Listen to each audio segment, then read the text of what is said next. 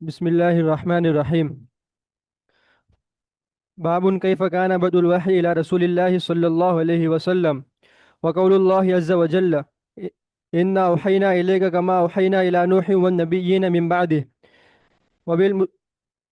وبسند المتصل للإمام الحمامين محمد بن إسماعيل البخاري. حدثنا الهميدي قال حدثنا سفيان قال حدثنا يحيى بن سعيد الأنصاري قال أخبرني محمد بن إبراهيم التيمي أنه سمع علقمة بن وقاص الليثي يقول: سمعت عمر بن الخطاب رضي الله عنه على المنبر يقول: سمعت رسول الله صلى الله عليه وسلم يقول: إنما الأعمال بالنيات وإنما لامرئ ما نوى، فمن كانت هجرته إلى دنيا يصيبها أو إلى امرأة ينكحها فهجرته إلى ما هاجر إليه.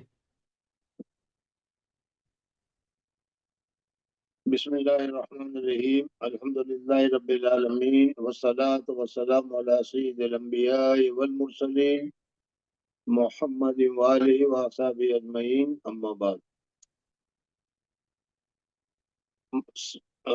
سبق کے اور حدیث کے شروع کرنے سے پہلے کل میں نے بتایا تھا کہ وہ بھی سند المتصل منا الی الامام الحمام امیر المؤمنین فی الحدیث محمد ابن اسماعیل ابن ابراہیم الجوفی البخاری پڑھنا چاہیے۔ اب وہ آدھی عبارت پڑھنے کے بعد پھر پڑھنا چاہیے، یہ شاید کہیں کہیں سے تم نے سیکھا ہوگا، میں نے تو نہیں بتایا تھا، یا یہ بھی ہو سکتا ہے کہ وہ پڑھنے والا بھول گیا ہو، پھر کسی دوسرے نے وہی نازل کی ہو کہ بھائی دیکھو گڑبڑ ہو گئی۔ آپ لوگ سمجھتے ہیں کہ 6000 میل دور سے سبق ہو رہا ہے تو اسے کیا پتا چلے گا۔ خیر بہرحال گزشتہ کل میں نے بتایا، شروع میں بھی میں نے بتایا تھا کہ حضرت اکبر شیخ الحدیث صاحب نور اللہ مرکزی کے سامنے جب ہم نے پڑھی تھی کہ حضرت شیخ نور اللہ مرکزی نے فرمایا کہ کتاب کے شروع کرنے سے پہلے چند چیزوں کا جاننا ضروری ہے۔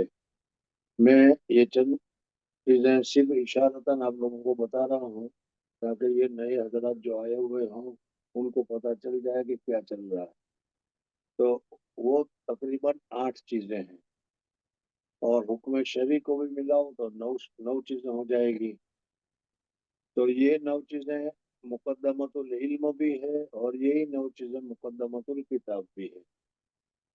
گزشتہ کل اور پرسوں آپ کو مقدمۃ العلم کے طور پر یہ ساری چیزیں بتائی گئی تھی کہ حدیث کو حدیث کیوں کہتے ہیں، حدیث کے پڑھنے کی وجہ کیا ہے، حدیث کا حدیث کیوں نام کیوں رکھا گیا، وہی تسمیہ، اور اس کا مقصد وغیرہ یہ سارا تمہارے سامنے گزر گیا تھا۔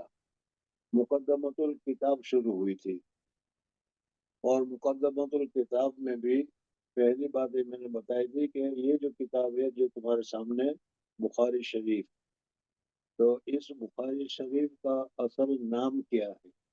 امام بخاری رحمۃ اللہ تعالی علیہ نے اس کتاب کا نام کیا رکھا ہے؟ چونکہ امام بخاری رحمۃ اللہ علیہ نے لکھی اور بخارا علاقے کا جگہ کا نام ہے، اس وجہ سے یہ کتاب بخاری شریف کے نام سے مشہور ہو گئی۔ اصل نام کیا ہے وہ اصل نام بھی بہت سے لوگوں کو یاد نہیں رہتا، لیکن میں نے کل بتایا تھا کہ امام بخاری رحمۃ اللہ تعالی علیہ نے اس کا جو نام رکھا ہے الجامع المسند الصحیح من حدیث رسول اللہ صلی اللہ علیہ وسلم سننہ و ایامہ، یہ پورا نام ہے بخاری شریف کا۔ اب اس میں الجامع کسے کہتے ہیں وہ بھی کل بتایا تھا کہ 8 قسم کے مضامین جس کتاب میں ہو اس کو جامع کہا جاتا ہے۔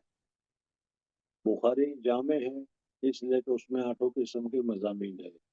جامع ترمذی وہ بھی جامع ہے اس لیے کہ 8 قسم کے مضامین اس میں ذکر کیے جاتے ہیں۔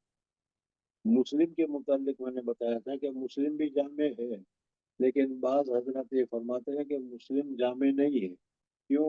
اس لیے کہ اس میں تفسیر کے جو مضامین ہیں وہ بہت ہی کم ہے، بہت ہی مختصر ہے، بلکہ نہ ہونے کے برابر ہے۔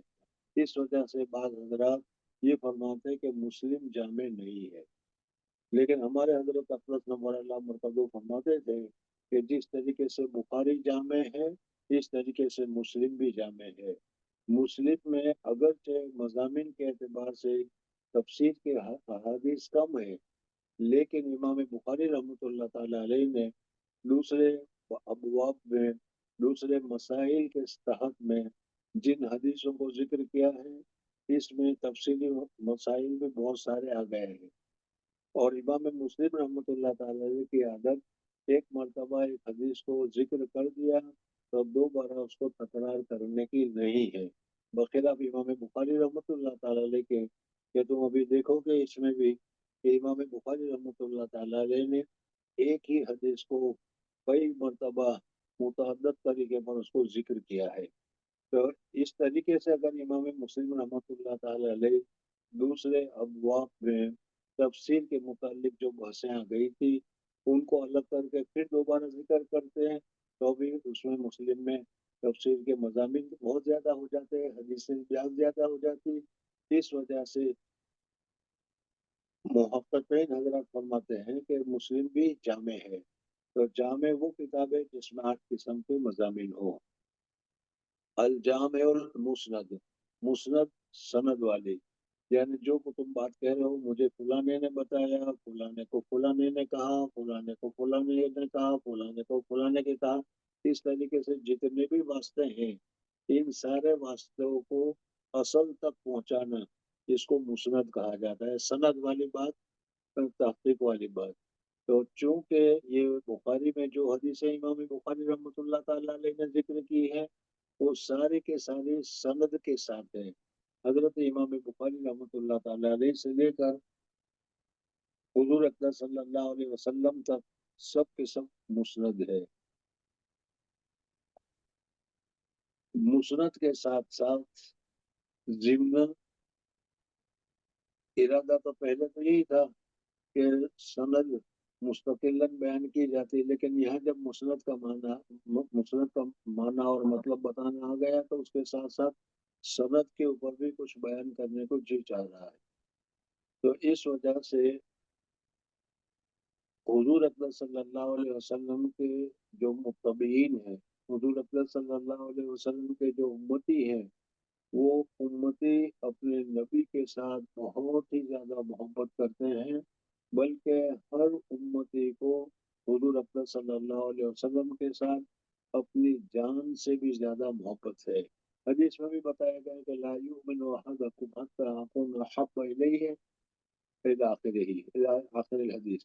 तो इसमें भी बताया गया है कि इस वजह से भी और इनके अलावा भी हुजूर अकरम सल्लल्लाहु अलैहि वसल्लम को अल्लाह तबारक व तआला ने जो हुजूर सल्लल्लाहु अलैहि वसल्लम के मुत्तबईन हैं, जो हुजूर अकरम सल्लल्लाहु अलैहि वसल्लम के उम्मती हैं, उस उम्मतियों को इतनी मोहब्बत हुजूर सल्लल्लाहु अलैहि वसल्लम के साथ अता फरमा दी कि जिसकी मिसाल दूसरी उम्मतों में नहीं मिलती।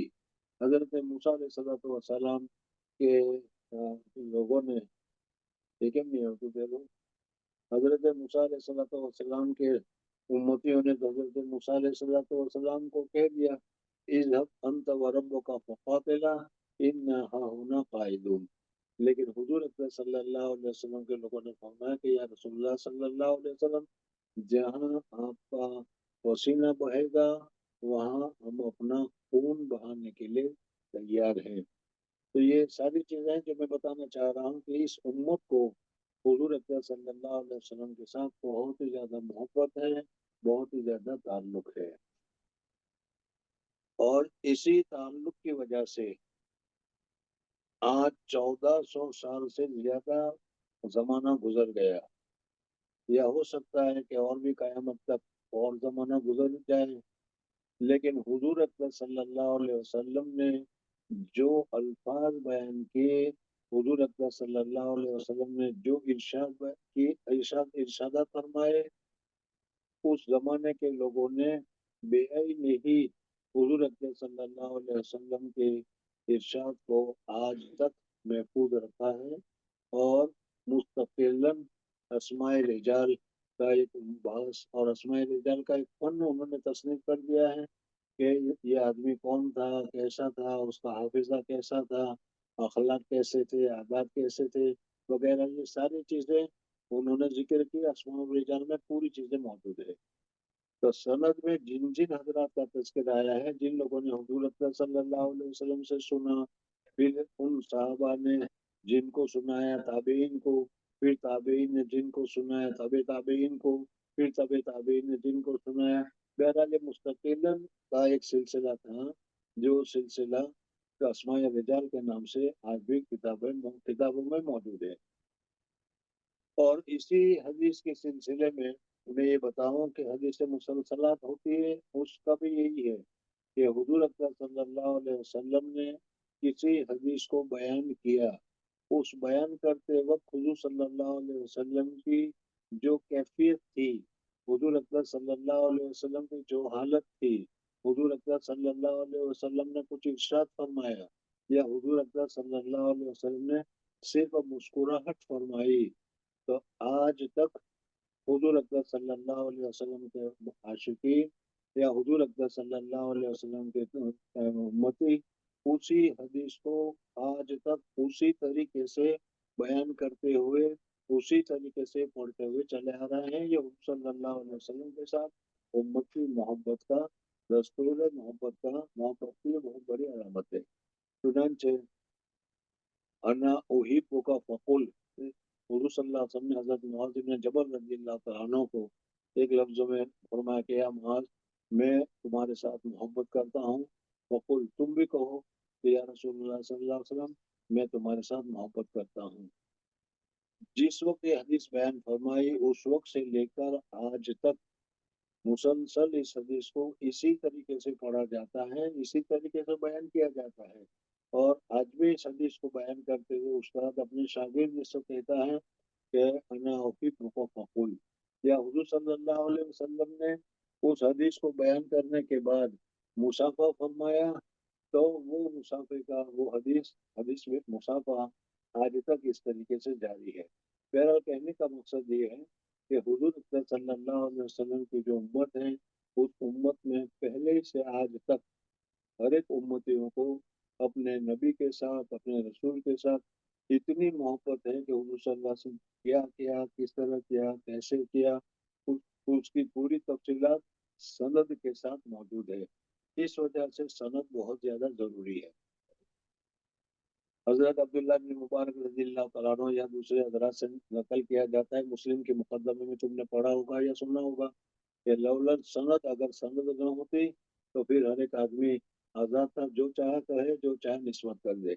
लेकिन चूंकि सनद के साथ जो बात कही जाएगी वो बिल्कुल दुरुस्त होगी, सही होगी, और रिवायत करने वाला सच्चा होगा, सही होगा, मुत्तकी होगा, परहेजगार होगा, तो उस एतबार से उसकी बात का एतबार किया जाएगा। तो इस वजह से इमाम बुखारी रहमतुल्लाह ताला अलैह ने इमाम बुखारी रहमतुल्लाह ताला अलैह को उनके सवाने में आएगा आपके सामने के तकरीबन 6 लाख हदीसें इमाम बुखारी रहमतुल्लाह ताला अलैह को हिफ्ज याद थी। बाज हजरात 9 लाख भी कहते हैं। बहरहाल उनमें से इमाम बुखारी रहमतुल्लाह अलैह ने छांट छांट कर सनद के साथ इस बुखारी शरीफ में हदीसों को जिक्र किया है। इस वजह से अल जामे, और जामे के बाद दूसरा लफ्ज है अल मुस्नद, यानी हर हदीस सनद के साथ इसमें जिक्र की जाएगी। बाद जगह पर इमाम बुखारी रहमतुल्लाह ताला ने सिर्फ मकौला जिक्र किया है, लेकिन मसूदा फरमाते हैं कि उनकी सनद अगर यहाँ जिक्र नहीं की तो बुखारी में कहीं ना कहीं उसकी सनद को जिक्र किया गया है। इस वजह से ये पूरी किताब गोया के सनद वाली है और मोतबर सनद है और सही है। इसी वजह से वल जामे वल मुस्नद, इसके साथ साथ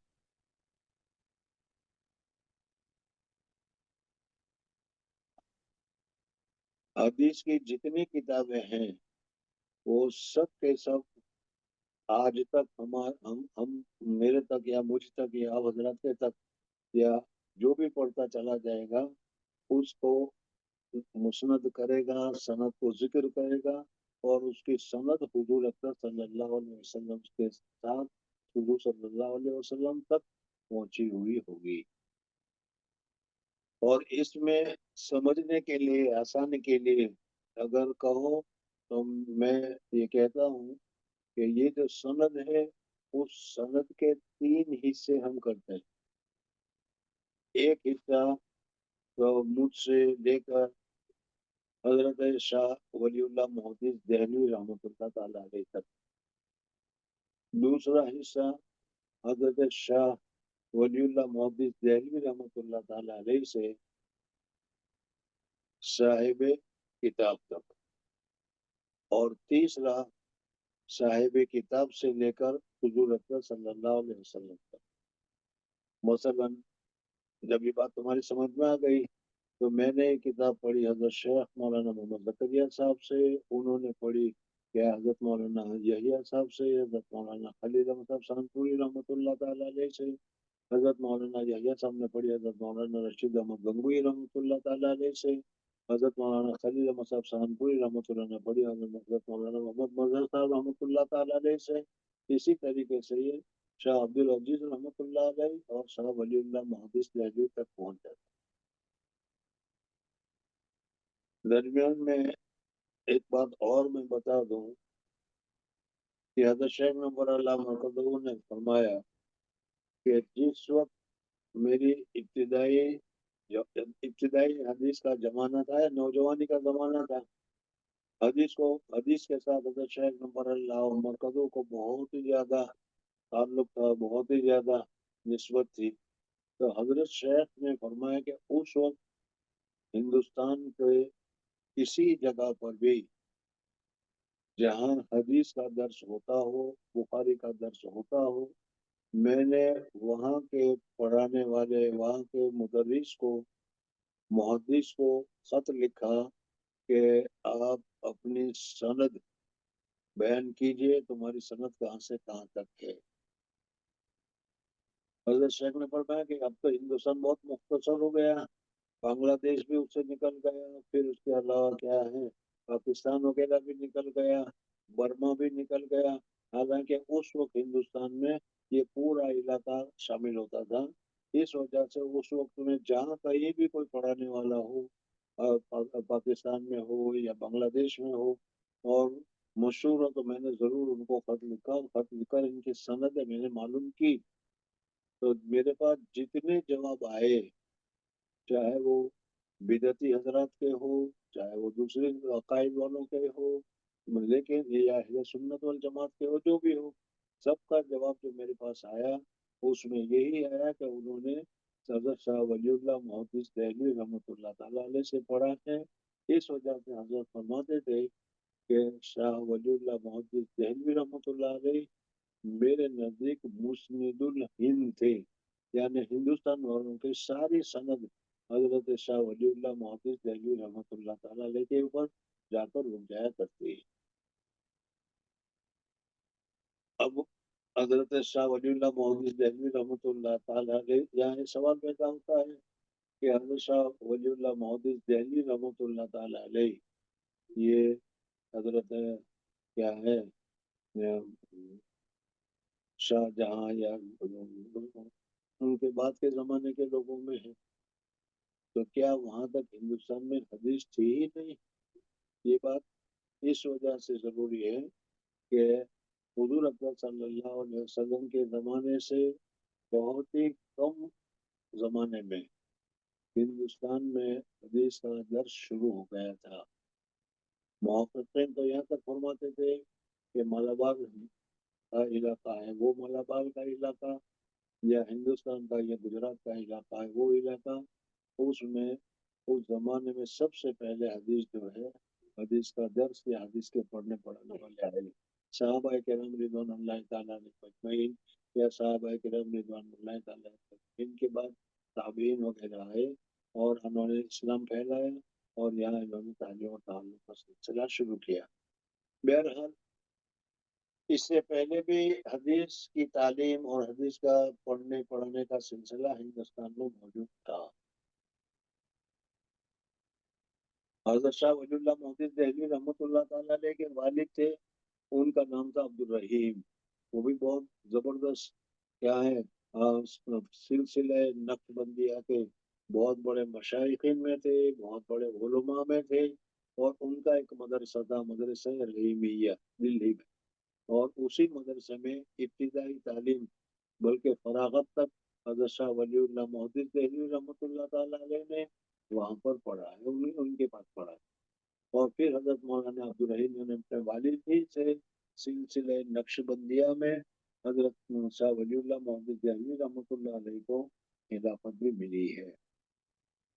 حضرت مولانا عبدالرحیم صاحب رحمۃ اللہ تعالیٰ علیہ یعنی حضرت شاہ ولی اللہ محمد دہلوی رحمۃ اللہ علیہ کے والد کتنے بڑے عالم تھے، اس کے متعلق ایک مثال میں تمہارے سامنے ذکر کرتا ہوں کہ شاہجہاں کے بعد جب حضرت اورنگزیب عالمگیر رحمت اللہ تعالی علیہ، حضرت عالمگیر اورنگزیب رحمت اللہ تعالی علیہ کے نام کے ساتھ ہم رحمت اللہ علیہ کہتے ہیں، اس وجہ سے ایسا متقی، ایسا پرہیزگار، ایسا سنت کا تابع دار اور ایسا کیا متقی اور پرہیزگار بادشاہ اللہ تبارک و تعالیٰ نے دنیا میں بہت کم پیدا کیے۔ ان کے اورنگزیب عالمگیر کی کیا ہے بہت تاریخ بھی ہے، لیکن موجودہ زمانے میں چونکہ ہندو مسلم کی ایک تفریق کر دی گئی ہے، اس وجہ سے مستقل ایک جماعت اورنگزیب کو دھرماند، مذہبی نابینا یا متشدد وغیرہ کی تعبیر کرتے ہیں۔ اور تم نے تو سنا بھی ہوگا، اور ہو سکتا ہے کہ تمہارے یہاں کوئی اورنگ آباد کا رہنے والا بھی ہو مہاراشٹر کا، تو ان کو پوچھنا ان کا مزار اورنگ آباد میں ہے۔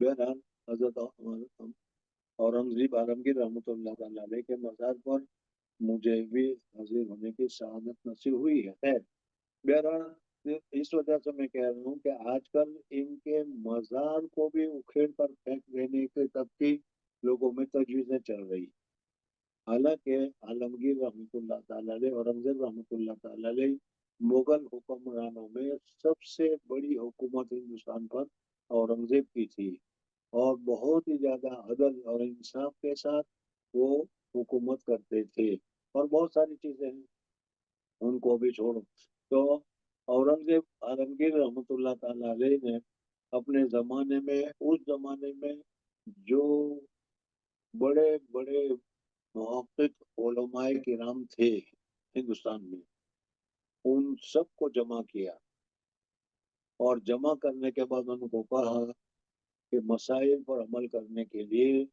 یا حکومت چلانے کے لیے ایک کتاب مجھے تیار کر کے دو کہ جس میں مفتہ بھی اقوال ہو، اور سارے اقوال کو جمع کر دو کہ جس کی وجہ سے اس کو سامنے رکھ کر حکومت چلانا ہو تو حکومت، یا کسی آدمی کو کام کرنا ہو تو وہ اس کے لیے آسان ہو جائے۔ تو تقریباً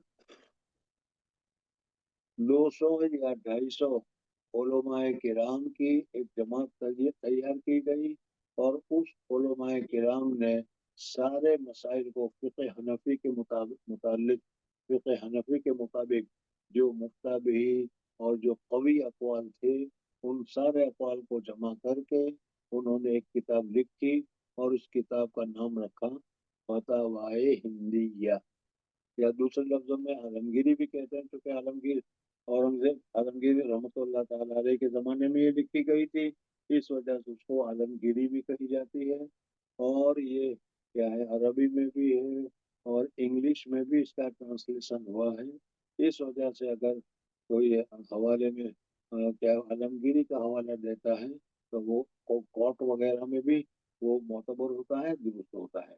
تو یہ جو کتاب لکھی گئی فتاوی عالمگیری یا فتاوی ہندیہ اسے کہتے ہیں، اس کے لکھنے والوں میں جن آدمیوں کو اورنگزیب عالمگیر نے جمع کیا تھا، اس میں حضرت شاہ ولی اللہ محدث دہلوی رحمۃ اللہ علیہ کے والد بھی تھے۔ تو اس سے اندازہ ہوتا ہے کہ حضرت مولانا عبدالرحیم صاحب رحمۃ اللہ تعالی علیہ کی علمی استعداد، علمی صلاحیت کتنی تھی۔ بہرحال بات پھر وہیں سے وہیں کے رہ جائے گی، دوسری لائن پر ہماری گاڑی چل پڑی ابھی صنعت کے اعتبار سے۔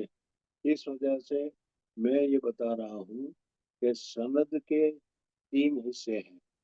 ایک حصہ تو تمہارے استاد سے لے کر حضرت شاہ ولی اللہ محدث دہلوی رحمۃ اللہ تعالی علیہ تک، दूसरा हिस्सा हजरत शाह वलीउल्लाह मोहद्दिस दहलवी रहमतुल्लाह अलैह। हजरत शाह वलीउल्लाह मोहद्दिस दहलवी रहमतुल्लाह ताला अलैह कौन थे, क्या थे, कैसे थे, और इनके हालात के मुतालिक मुस्तकिलन उर्दू में भी किताबें मौजूद है, और वो आप लोगों को देखनी चाहिए और आप लोगों को हासिल करके उसको पढ़ना चाहिए। सवान हजरत शाह वलीउल्लाह मोहद्दिस दहलवी रहमतुल्लाह अलैह। और इनके अलावा भी बहरहाल आजकल जो हमारा फिक्र देवबंदी देवबंदी जो तर्ज है या देवबंदियों का जो तरीका है, वो सारा का सारा शाह वलीउल्लाह मोहद्दिस दहलवी रहमतुल्लाह ताला अलैह के तर्ज पर है। इस वजह से हम अपने आप को शाह वलीउल्लाह मोहद्दिस दहलवी रहमतुल्लाह अलैह के नुमाइंदे करार दिए जा सकते हैं, और हम अपने आप को हजरत शाह वलीउल्लाह मोहद्दिस दहलवी रहमतुल्लाह अलैह के नुमाइंदे। बहरहाल हजरत शाह वलीउल्लाह मोहद्दिस दहलवी रहमतुल्लाह अलैह कौन थे, क्या थे, और बहुत लंबी चौड़ी उसकी तफसील है। अगर उसमें क्या है वक्त गुजरेगा तो शायद और लंबा हो जाएगा। मैंने पहले बताया था तुम्हें कि देवबंद पढ़ने के जमाने में जब छुट्टियां होती थी सहमाई और शशमाई की, तो मैं और मेरे 2 या 3 दोस्त थे, अल्लाह जल्ल जलालहू व मनवालहू मेरे उन दोस्तों की कब्रों को नूर से पूर फरमाए। अल्लाह तबारक व तआला बेहतरीन जज़ाए खैर नसीब फरमाए। बहुत ही अच्छे और बहुत ही नेक लोग थे। अल्लाह ताला इनके मसाई जमीला को कबूल फरमाए और उनके जी क्या है गुनाहों को माफ फरमाए, जन्नतुल फिरदौस में आला दर्जा नसीब फरमाए। बहरहाल हम ये 3 या 4 आदमी का हमारी एक जमात थी। उस जमात में हमने सहमाई और शशमाई 2 दिन में हफ्ते भर की छुट्टी हुआ करती थी। तो उस वक्त हम लोगों ने ये तय किया था कि एक मरतबा के यहाँ घर तो जा सकते नहीं थे, इसलिए कि देवबंद से सूरत जाना, तो उस वक्त 25 रुपए की टिकट थी सिर्फ दिल्ली की। लेकिन उस वक्त इतने पैसे कहाँ होते थे, और आजकल तो बहुत ज्यादा टिकट है। बहरहाल तो हमने ये तय किया कि इन छुट्टियों में एक मरतबा हमने कोशिश की कि इस वक्त मौजूदा जमाने में जो अकाबिरीन हैं, जो बुजुर्गान दीन हैं, उनसे मुलाकात की जाए। चुनांचे उनसे मुलाकात करने में क्या है, हम थाना भवन, जलालाबाद, लोहारी वगैरह की जो जगह है, उन जगहों पर गए, उलमा से उन बुजुर्गों से मुलाकात की। हज़रत शेखुल हदीस नव्वर अल्लाह मरकज़, चूंकि उस वक्त मैं देवबंद में पढ़ता था इब्तिदान, तो हजरत शेख वगैरह से भी मुलाकात करके आए थे। बहरहाल वो जमाना था कि जिसमें मौजूदा जमाने में जो हमारे अकाबिरीन हैं, बुजुर्गान दीन है, उनकी मुलाकात करते।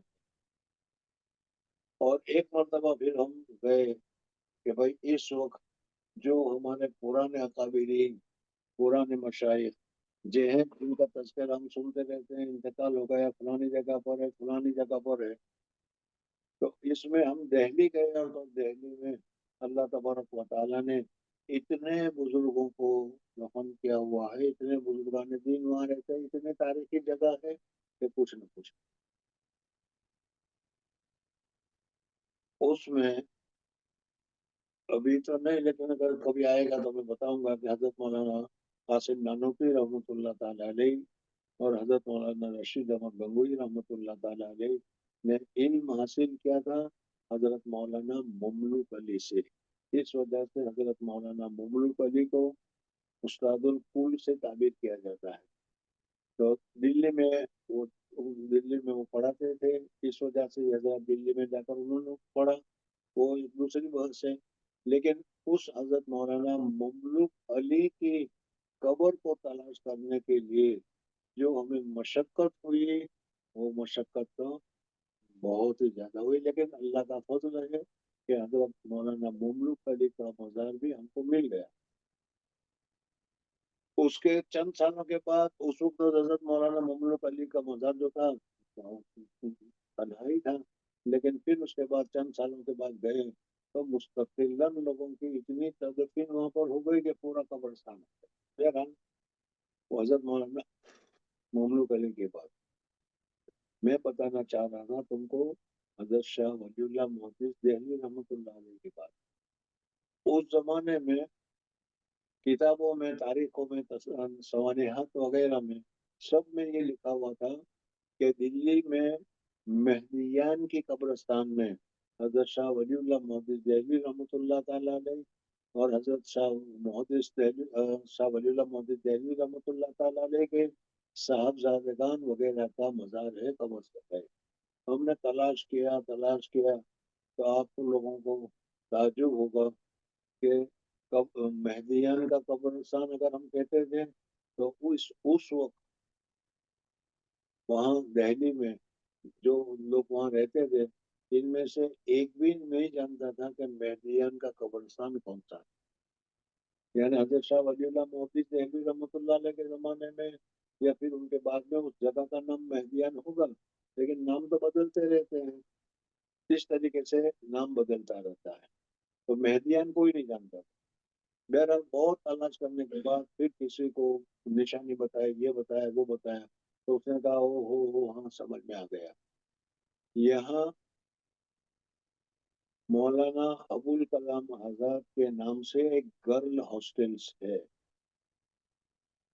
لڑکیوں کا ایک ہاسٹل ہے، اس ہاسٹل کے پیچھے جو قبرستان ہے وہ، تو اس وجہ سے اب تلاش کرنے کے لیے گرل ہاسٹل کا تلاش کرنا ہوا مولانا ابوالکلام کی، تو وہ مل گیا، پھر وہاں پر گئے۔ پھر اس کے چند سالوں کے بعد کیسے نام بدلتا ہے وہ میں تمہیں بتاؤں، پھر تلاش کرتے رہے، اور پھر جب ہمیں وہاں جانے کی ضرورت پیش آئی تو پھر بتایا کہ ایک بہت بڑا ہندو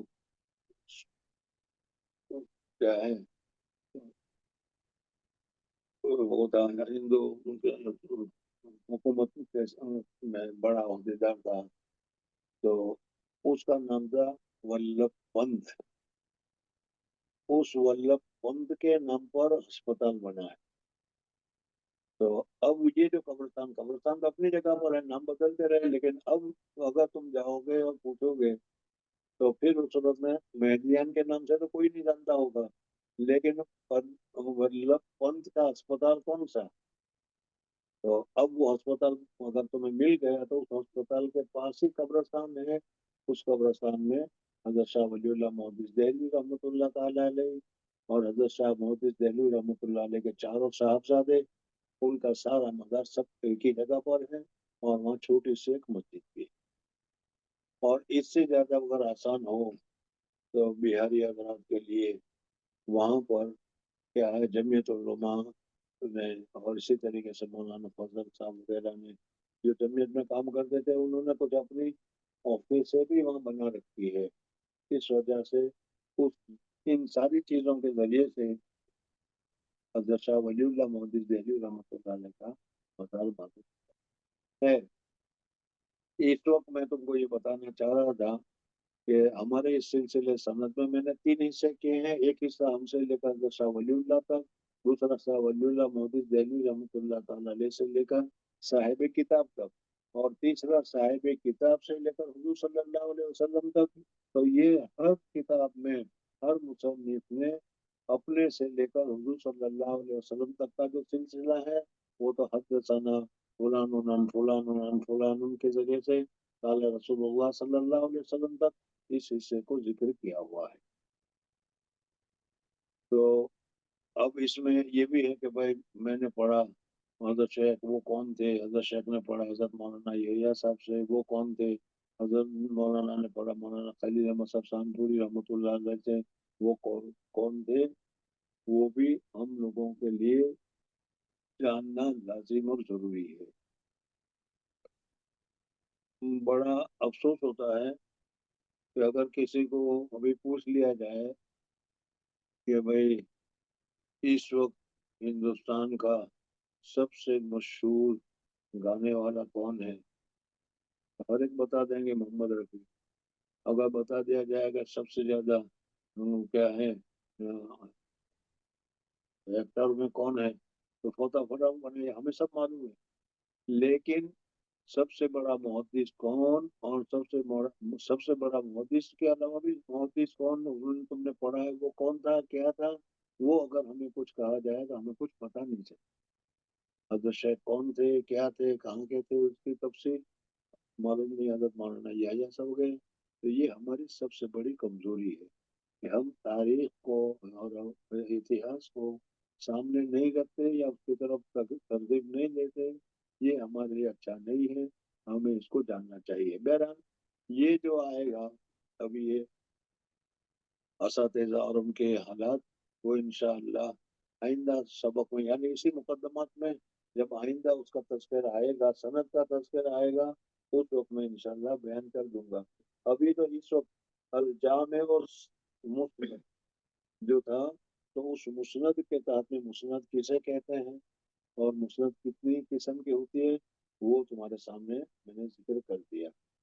الجامع المسند الصحیح،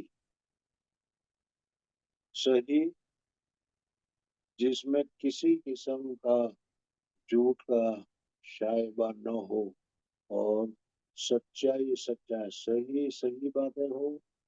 حضور اکرم صلی اللہ علیہ وسلم ایک فرد ایسے ہیں کہ جنہوں نے زندگی میں رسالت سے پہلے بھی حضور اکرم صلی اللہ علیہ وسلم اتنا سچا بولتے تھے، اتنی سچی بات کرتے تھے، اتنی سچی بات کہتے تھے کہ لوگوں نے آپ کو محمد کی جگہ پر صادق الامین کا لقب دے رکھا تھا. یعنی حضور اکرم صلی اللہ علیہ وسلم نے اپنی زندگی میں کبھی کسی وقت بھی نہ مذاقن، نہ بھول سے، نہ کسی طریقے سے حضور اکرم صلی اللہ علیہ وسلم نے جھوٹ بولا ہی نہیں. ہمارے رسول سچائی میں اعلیٰ درجے کے سچے تھے.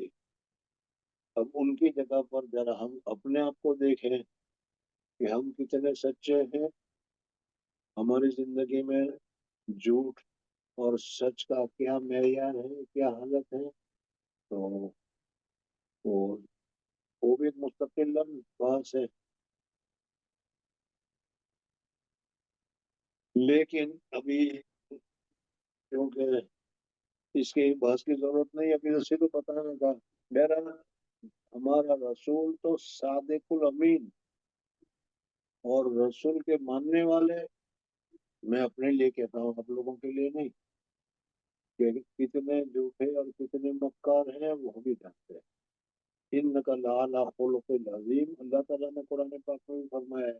بہرحال ہم کو اپنی ان بری عادتوں کو چھوڑ کر حق اور درست کو اختیار کرنا چاہیے.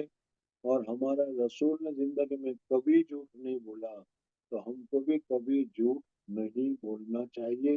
اس جھوٹ نہ بولنے کا عہد لینا چاہیے اور کوشش کرنی چاہیے کہ ہماری زبان میں بھی کبھی جھوٹ نہ نکلے. بہرحال آج صحیح کے اوپر بات کر رہے تھے. من حدیث رسول اللہ، حدیث کی جو کہتے ہیں وہ بھی کچھ اس طرح بتا دیا تھا. رسول اللہ صلی اللہ علیہ وسلم کہتے ہیں طریقے کو. تو حضور اکرم صلی اللہ علیہ وسلم کے جو سنن ہے، جو طریقہ ہے، ان کو بھی ذکر کیا گیا ہے اس کتاب میں. حضور اکرم صلی اللہ علیہ وسلم کی ہر سنت، جو بھی حضور صلی اللہ علیہ وسلم نے جو کیا ہے، وہ کبھی عادت کے اعتبار سے کیا ہو، کبھی وقت کے اعتبار سے کیا ہو، کبھی عبادت کے اعتبار سے کیا ہو. عبادت کے اعتبار سے جو کیا ہو اس کو سنن کہا جاتا ہے. بہرحال من سنن ہی وہ ایام ہی، اور ایام کے ساتھ حضور اکرم صلی اللہ علیہ وسلم کا جو زمانہ تھا، اس زمانے میں کیا تھا، لوگ کیسے تھے، کیا تھے، ان کے جو حالات وغیرہ ہیں، ان تاریخ کو بھی امام بخاری رحمۃ اللہ تعالی علیہ نے اس کتاب میں ذکر کیا ہے. اس وجہ سے اس کتاب کا پورا نام بھی ہو گیا الجامع المسند الصحیح من حدیث رسول اللہ صلی اللہ علیہ وسلم سننہ و ایامہ. اور اس کو آسانی کے طور پر ہم صرف بخاری شریف کے نام سے یاد کرتے ہیں. تو بات چل رہی تھی حضرت امام بخاری رحمۃ اللہ تعالیٰ کی، اور میں نے بھی بتایا کہ مقدمۃ الکتاب اور مقدمۃ العلم. مقدمۃ العلم تو تمہارے سامنے گزر چکا. اب مقدمۃ الکتاب کے سلسلے میں یہ کتاب بخاری شریف جس کو کہا جاتا ہے اس کا اصل نام کیا ہے وہ میں نے آپ حضرات کو بتایا، اور اس کے ساتھ ساتھ اس کا مصنف کون ہے اور مصنف کتنے زیادہ اہم تھے، حضرت امام بخاری رحمۃ اللہ تعالی علیہ، اس کا تذکرہ آپ حضرات کے سامنے آج کے سبق میں کرنا تھا، لیکن بہت ساری چیزیں نئی یاد آتی رہی، اس وجہ سے میں نے اس کو تمہارے سامنے ذکر کر دیا۔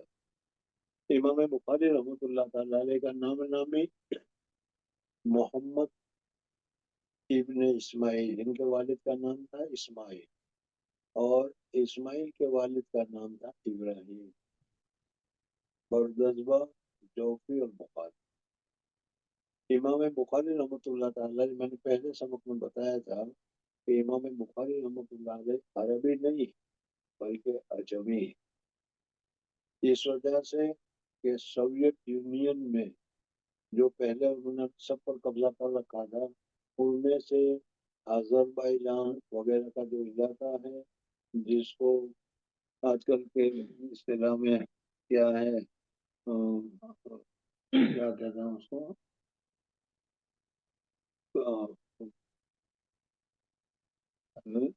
ازبکستان، امام بخاری رحمۃ اللہ تعالی علیہ ازبکستان کے علاقے کے رہنے والے تھے۔ اب یہ ازبکستان کو تم دیکھو گے، نقشے میں دیکھو گے تو ہندوستان کے بہت اوپر جا کر وہ ہوتا ہے وہ، اور ادھر سعودی عربیہ ہے۔ ذرا اندازہ لگاؤ کہ حضور صلی اللہ علیہ وسلم کے دنیا سے تشریف لے جانے کے بعد صحابہ کرام رضوان اللہ تعالی علیہ مجمعین نے کس طریقے سے محنت کر کے مدینہ منورہ سے علم اور ایمان کی دولت کو چائنا تک، ہندوستان تک، ازبکستان تک، اور پتہ نہیں کہاں تک انہوں نے پہنچا دیا۔ بہرحال حضرت امام بخاری رحمۃ اللہ تعالی علیہ بخارا اور سمرقند وغیرہ آذربائیجان کا جو علاقہ ہے وہاں کے رہنے والے تھے۔ آج بھی حضرت امام بخاری رحمۃ اللہ علیہ کا ابھی پتہ چلے گا جس جگہ پر انتقال ہوا، ارتنگ اس جگہ کا نام تھا، آج بھی امام بخاری رحمۃ اللہ تعالی علیہ کا مزار وہاں پر ہے، اور بہت سارے ہمارے دوست اور احباب وغیرہ امام بخاری رحمۃ اللہ کو جانا آسان ہے ہوائی جہاز کی وجہ سے، اس وجہ سے ان کے مزار پر گئے بھی ہیں، البتہ مجھے ابھی کبھی جانے کا موقع نہیں ہوا۔ خیر، تو حضرت امام بخاری رحمۃ اللہ تعالی علیہ کا نام میں نے ابھی بتایا کہ نام تھا ان کا محمد ابن اسماعیل ابن ابراہیم بردزبہ الجوفی رحمۃ اللہ تعالی علیہ۔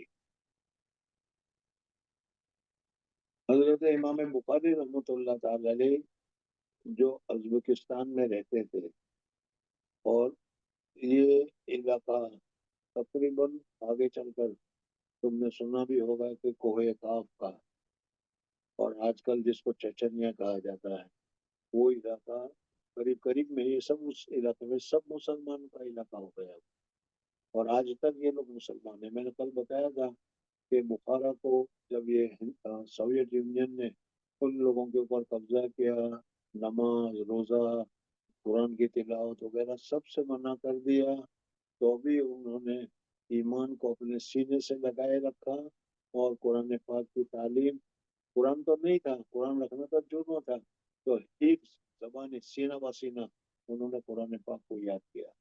مثلا اپنے لڑکے کو بلایا اور لڑکے کو کہا کہ الحمد پڑھو یا الحمد یاد کرو، تو الحمد کس طرح یاد کریں، کہو الحمد للہ رب العالمین، الحمد للہ رب العالمین، لڑکے نے یاد کر لیا۔ پھر اس کے بعد دوسری یاد حفظ، بغیر کتاب کے صرف حفظ، انہوں نے قرآن کو حفظ کیا۔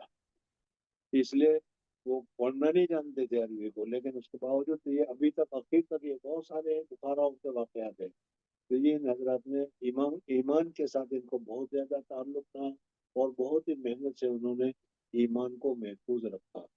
بہرحال تو امام بخاری رحمۃ اللہ تعالی علیہ کا جو سلسلہ ہے، اس سلسلے میں امام بخاری رحمۃ اللہ علیہ محمد ان کا نام ہے، کون تھے کیا تھے وہ تفصیل انشاءاللہ آئندہ کل میں بتاؤں گا تمہیں، لیکن اتنا یاد رکھ لو کہ امام بخاری رحمۃ اللہ تعالی علیہ کی پیدائش 13 شوال المکرم शव्वाल की 13 तारीख को और 192 हिजरी में गुरु सल्लल्लाहु अलैहि वसल्लम के इंतकाल के 192 हिजरी में हजरत इमाम बुखारी रहमतुल्लाह ताला अलैह की पैदाइश हुई और 62 साल तक, जैसा हुजूर सल्लल्लाहु अलैहि वसल्लम की उम्र मुबारक हजरत अबू बकर की, हजरत उमर की उम्र मुबारक 62 थी, इस तरीके से 62 साल तक ये जिंदा रहे। और हजरत इमाम बुखारी रहमतुल्लाह अलैह 256 256 256 हिजरी में इमाम बुखारी रहमतुल्लाह अलैह का इंतकाल हुआ। ये जो सिर्फ पैदाइश की तारीख वगैरह है, इसको आदमी को याद रखे तो बहुत अच्छा है। और सदाका हमीदुन नूर, जो क्या है, तावीज वाले जानते हैं अलिफ के इतने और बे के दो और तीन के तीन तो उस तादाद के एतबार से अगर देखा जाए तो सदाका, हमीद और नूर, इन तीनों में इमाम बुखारी रहमतुल्लाह अलैह की पैदाइश, इमाम बुखारी का इंतकाल की तारीख और कितने साल रहे नूर, उसमें उनकी पूरी उम्र मुबारक 62 साल है, ये जिक्र की जाती है। बहरहाल इमाम बुखारी रहमतुल्लाह ताला अलैह के जो वालिद थे, जिनका नाम इस्माइल बताया गया, ये बहुत ही ज्यादा मुत्तकी थे, बहुत ही ज्यादा परहेजगार थे। और कहते हैं कि इमाम मालिक रहमतुल्लाह ताला अलैह के बहुत ही ज्यादा महबूब और बहुत ही ज्यादा चहीते थे।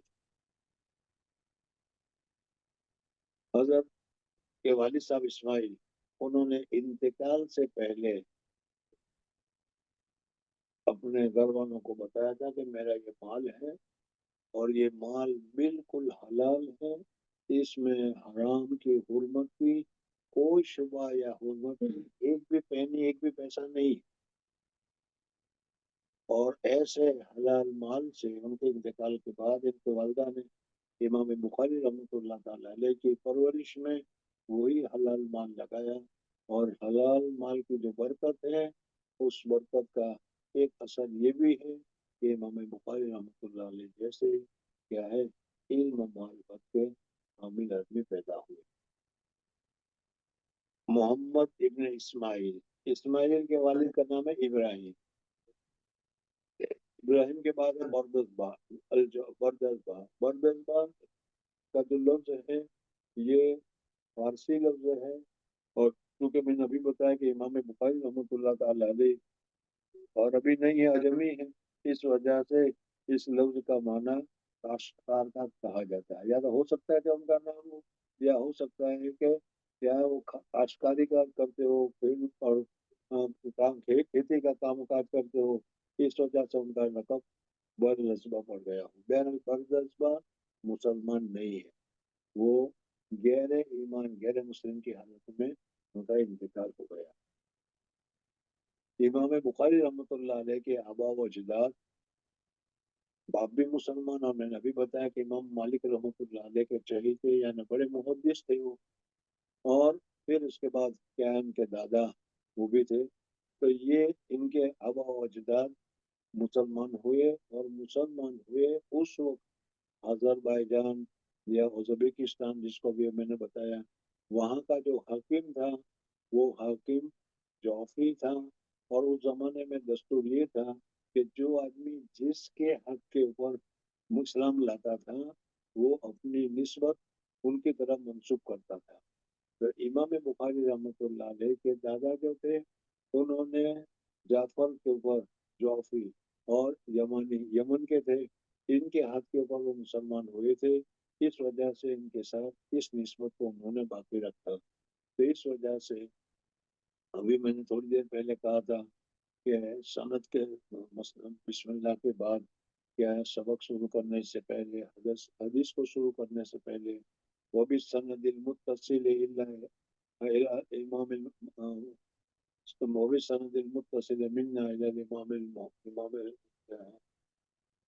इमाम अमीरुल मोमिनीन मोहम्मद इब्न इस्माइल इब्न इब्राहिम अल जौफी। ये जो जौफी है वो उस जमाने का जो हाकिम था, उस हाकिम के हाथ के ऊपर वो मुसलमान हुए थे। इस वजह से जौफी अपने नाम के साथ उन्होंने निस्बत लगाई। बहरहाल इमाम बुखारी रहमतुल्लाह ताला अलैह की पैदाइश हो गई और कुछ ही दिनों के बाद इमाम बुखारी रहमतुल्लाह ताला अलैह के वालिद साहब का इंतकाल हो गया, तो इमाम बुखारी रहमतुल्लाह ताला अलैह यतीम हो गए। इमाम बुखारी रहमतुल्लाह अलैह की वालिदा भी बहुत ही ज्यादा मुत्तकी और परहेजगार थी, और वो अपने बेटे के लिए, इमाम बुखारी रहमतुल्लाह अलैह के लिए आखिर में बचपने की हालत में इनकी आंखों में तकलीफ हो गई, और आंखों में तकलीफ इतनी हो गई कि बीनाई से महरूम हो गए, नाबीना हो गए। माँ को बहुत बड़ा सदमा हुआ, और इमाम बुखारी रहमतुल्लाह ताला अलैह की वालिदा अल्लाह तबारक व तआला से अपने बेटे के लिए आंखों की रोशनी मांगते रही, दुआ मांगते रही, दुआ मांगते रही। इतने इल्हा इतने आजिजी से, इतने दिल से हजरत इमाम बुखारी रहमतुल्लाह अलैह की वालिदा ने अल्लाह तबारक व तआला से दुआ की कि हजरत इब्राहिम अलैहिस्सलातु वस्सलाम इनकी वालिदा के ख्वाब में आए, और ख्वाब में आकर उन्होंने खुशखबरी सुनाई कि अल्लाह जल्ल जलालहू व मन वालहू ने आपके बेटे को आंखों में नूरानियत अता फरमा दी है, बीनाई दुरुस्त हो गई है, अब वो नाबीना नहीं है। तो इससे एक तो ये है कि माँ बाप की जो दुआ होती है बेटे के हक में बहुत कबूल होती है, तो माँ बाप को दुआ करनी चाहिए। हम लोग अपने बेटों के इस्लाह के लिए या बेटों के फलाह के लिए दुआ नहीं करते, ये हमारी कोताही है। माँ बाप की दुआ बहुत ज्यादा कबूल होती है। देखो इमाम बुखारी रहमतुल्लाह ताला अलैह की वालिदा की दुआ कैसे कबूल हो गई। बहरहाल इमाम बुखारी रहमतुल्लाह ताला अलैह की परवरिश हुई, और इमाम बुखारी रहमतुल्लाह अलैह बचपन ही से बहुत ही ज्यादा नेक मुत्तकी परहेजगार थे। बचपन में जो बच्चों को दिमाग में किस्म का खेलने का, नाचने का, कूदने का वगैरह का जो एक किस्म का मिजाज होता है, इमाम बुखारी रहमतुल्लाह ताला अलैह का मिजाज एहसान नहीं था, बल्कि बचपन ही से इमाम बुखारी रहमतुल्लाह ताला अलैह तकवा और तहारत के काबिल थे। बचपन में 6 साल की उम्र थी, उसी 6 साल की उम्र में बच्चे का क्या हाल होता है आप जानते हो। आप लोग भी 6 साल के हुए होंगे, क्या क्या होगा तो भी मालूम होगा। बहरहाल 6 साल की उम्र से इमाम बुखारी रहमतुल्लाह ताला अलैह पढ़ने पढ़ाने की तरफ मुतवज्जे हो गए। उस वक्त बुखारा में बहुत सारे लोग हदीस का दर्स दिया करते थे। इमाम दाखिली रहमतुल्लाह अलैह नामे एक बहुत बड़े मुहद्दिस, जहाँ इमाम बुखारी रहमतुल्लाह रहते थे, वहां पर ये दर्स दिया करते थे। आजकल हमारे जमाने में कुरान पाक के हिफ्ज होने का क्या है, दस्तूर हो चुका है। इसी वजह से जहाँ तुम जाओगे तो देखोगे कि दर्स कुरान की, हफ्ज़ कुरान की मजलिस लगी होगी और बच्चे वगैरह पढ़ रहे होंगे। इमाम बुखारी रहमतुल्लाह ताला अलैह के जमाने में दर्स कुरान हिफ्ज तो होता ही था, लेकिन हिफ्ज के साथ साथ जो उस वक्त ज्यादा शोहरत थी वो दर्स हदीस की थी। हर जगह पर मुहद्दिसीन जो होते थे, वो मुहद्दिसीन अपने तरीके से हदीस पाक का दर्स दिया करते थे। इमाम बुखारी रहमतुल्लाह ताला अलैह की अभी 10 साल की उम्र है, कि 10 साल की उम्र में इमाम बुखारी रहमतुल्लाह ताला अलैह अल्लामा दाखिली रहमतुल्लाह ताला अलैह की खिदमत में, उस जमाने में वो मुहद्दिस थे, दर्स दिया करते थे, इनके दर्स में जाकर बैठना शुरू किया। जाहिर बात है कि जहाँ बड़े बड़े उम्र वाले मशाइख का दर्स हो रहा हो, उसमें एक 10 साल का बेटा जाकर बैठ जाए तो कौन उसकी तरफ तवज्जो करता है। इमाम साहब रहमतुल्लाह ताला अलैह के लिए भी ऐसा ही हुआ, कोई ज्यादा तवज्जो नहीं हुई। लेकिन हजरत इमाम बुखारी रहमतुल्लाह ताला अलैह बहुत ही क्या है, मेहनत से, बहुत ही गौर से सबक को सुनते थे। अल्लामा दाखिली रहमतुल्लाह ताला अलैह एक मरतबा हदीस को बयान कर रहे थे, उसमें अन अबी फलानिन कह दिया। हजरत इमाम बुखारी रहमतुल्लाह ताला अलैह फौरन खड़े हो गए, और खड़े होने के बाद उन्होंने कहा कि हजरत गलती हो रही, आपने अबू फला कहा, वो अबू नहीं बल्कि सिर्फ फलाना सही है, इस वजह से कि अबू फलाना के इस आदमी के साथ मुलाकात साबित नहीं है। अब इमाम दाखिली रहमतुल्लाह अलैह ने कोई ज्यादा तवज्जो नहीं किया, लेकिन इमाम बुखारी रहमतुल्लाह अलैह ने बहुत इसरार से कहा कि ये सही नहीं है। ये अपने घर गए और घर में जाकर किताब देखी, तो किताब में वो ही बात लिखी हुई थी जो इमाम बुखारी रहमतुल्लाह अलैह ने पढ़ी। अब 10 साल के बच्चे का बहुत एहतमाम होने लगा, लोगों को भी पता चलने लगा कि भाई ये तो 10 साल का बच्चा है, लेकिन क्या है, ये अकल का बच्चा नहीं है, बल्कि बहुत ही पक्का है, होशियार में। फिर इमाम बुखारी रहमतुल्लाह ताला अलैह ने मकामी तौर पर 10 साल के बाद 16 साल तक वही मकामी तौर पर बुखारा में जो मुहद्दिसीन थे उनकी हदीसों को अख्ज़ करना, याद करना शुरू किया। और जब 16 साल की उम्र हुई तो इमाम बुखारी रहमतुल्लाह ताला अलैह अपने भाई के साथ, अपने वालिदा के साथ हज के लिए तशरीफ ले गए। हज के लिए तशरीफ ले जाने के बाद वालिदा और भाई वो तो वहां से वापस आ गए, हज करके वापस आ गए, लेकिन इमाम बुखारी रहमतुल्लाह ताला अलैह वहीं रह गए। और इस वजह से कि ज्यादातर हदीस का मशगला वही उसी इलाके में था, इस वजह से वहां रहकर इमाम बुखारी रहमतुल्लाह ताला अलैह जहाँ मालूम होता था कि पुराने जगह पर कोई मुहद्दिस है और उसके पास हदीस है, तो इमाम बुखारी रहमतुल्लाह अलैह सफर करके वहां तक जाया करते थे और उस हदीस को हासिल करते थे। इस तरीके से इमाम बुखारी रहमतुल्लाह अलैह ने 16 साल से 21 साल तक तकरीबन 21 साल, मैं इस वजह से कह रहा हूँ कि फिक्स जहाँ कहीं भी हो, मौजूदा जमाने में भी तुम देख लो या पहले भी देख लो, आप लोगों में यहाँ जितने बैठे हुए हैं, हो सकता है कि अल्लाह तबारक व तआला कल को इनको बहुत ही ऊंचा दर्जा दे दे और हम लोगों को बहुत ही ऊंचा मकाम मिल जाए। जब ऊंचा मकाम मिल जाएगा तो फिर हम लोग आपकी पैदाइश और किस साल में जामिया में दाखिल हुए थे, किस साल हमने दौरा पड़ा, वो सारी तफसीलात तो सब होगी, लेकिन अभी तो कोई नहीं होता। तो इसी तरीके से इमाम बुखारी रहमतुल्लाह ताला अलैह के मुतालिक इमाम बुखारी रहमतुल्लाह ताला अलैह ने बुखारी कब शुरू की, बुखारी कब खत्म की, वो सारे के सारे कयासात ही हैं। और उन कयासों के जरिए से सही तारीख, सही इल्म को मालूम करने की कोशिश की गई है। हजरत अब्दुल शफुल हदीस अल्लाह फरमाया करते थे कि इमाम बुखारी रहमतुल्लाह ताला अलैह ने 21 और 21 के बाद 15 या 16 साल तक मुस्तकिलन बुखारी शरीफ के तस्नीफ करने में लगाए। और फिर इसके बाद इमाम बुखारी रहमतुल्लाह ताला अलैह ने 10 साल तक मुस्तकिलन बुखारी शरीफ का दर्स दिया, और उस दर्स में हजारों शागिर्दों ने इमाम बुखारी रहमतुल्लाह ताला अलैह से मुस्तकिलन ये किताब पढ़ी। ये ऊपर की आसपास बातें हैं जो मैंने अभी आप हजरत को बयान कर दी। इसमें अगर देखने जाए तो बहुत कुछ उसमें तफसीलात।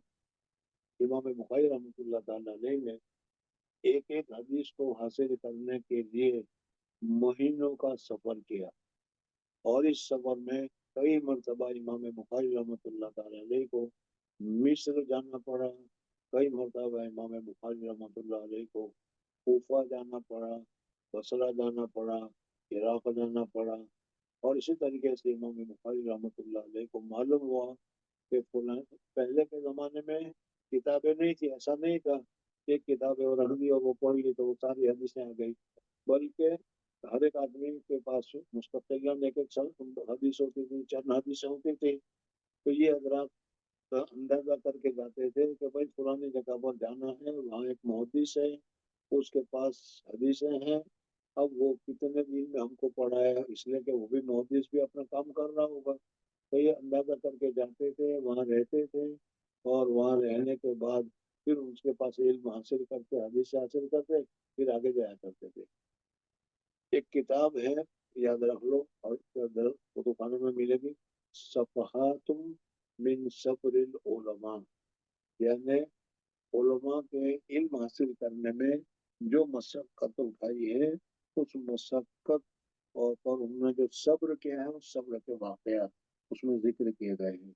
इसमें मुहद्दिसीन ने कहाँ कहाँ क्या मशक्कतें की, वो सारी तफसीलात मौजूद है। अभी इसको यहाँ जिक्र करने का मौका नहीं है। बहरहाल इमाम बुखारी रहमतुल्लाह ताला अलैह ने 16 साल की उम्र में वालिदा के साथ हज के लिए तशरीफ ले गए, 16 साल तक।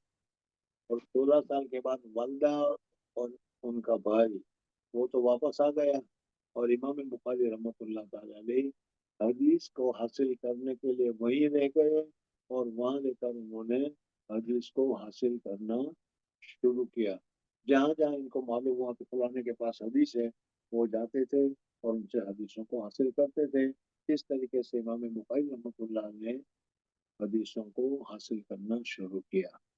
5 या 7 साल इसी में गुजर गए। फिर आगे क्या हुआ, इंशाअल्लाह आइंदा कल। इस वक्त मैंने 10-15 मिनट पहले आप हजरात को सबक बंद कर दिया। उसकी वजह ये है कि अभी मैं तुम्हारे यहाँ के 2:30 बजे और हमारे यहाँ के 10 बजे जब सबक पढ़ने के लिए बैठा हूँ, तो उस वक्त ये गमनाक खबर आई है कि हजरत मौलाना गुलाम।